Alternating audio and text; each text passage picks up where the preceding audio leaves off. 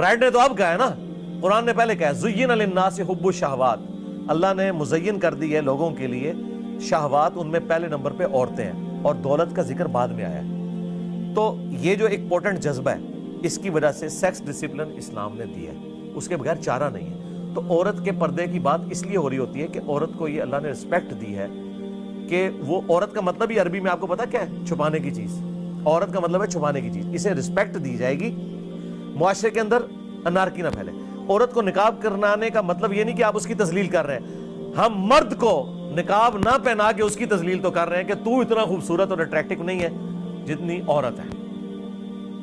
اگر دیکھا جائے, ورنہ تو مرد کا بھی نقاب ہونا چاہیے تھا نا, عورتوں سے نہیں ہے نا.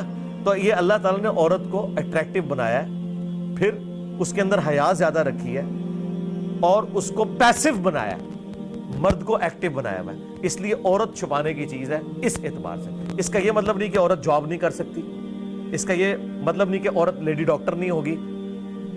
میں تو کہتا ہوں گائناکالوجسٹ عورتیں ہی ہونی چاہیے, عورتوں کو میڈیکل کی تعلیم دلوانی چاہیے. ساری چیزیں ہیں. ہم جو ایک پورشن میں بات کر رہے ہیں, آپ دیکھیں سی این این کے اوپر غالباً ایک پروگرام لگا تھا, جو ایک فرینچ میکینیکل انجینئر تھی, ایک عورت, وہ مسلمان ہوئی, اس نے پورا حجاب کیا ہوا تھا, نقاب بھی کیا ہوا تھا, اور اس کے مقابلے پہ ایک عرب کی عورت انہوں نے بٹھائی ہوئی تھی جو بے پردہ تھی اور سر کے بال بھی اس کے کھلے ہوئے تھے.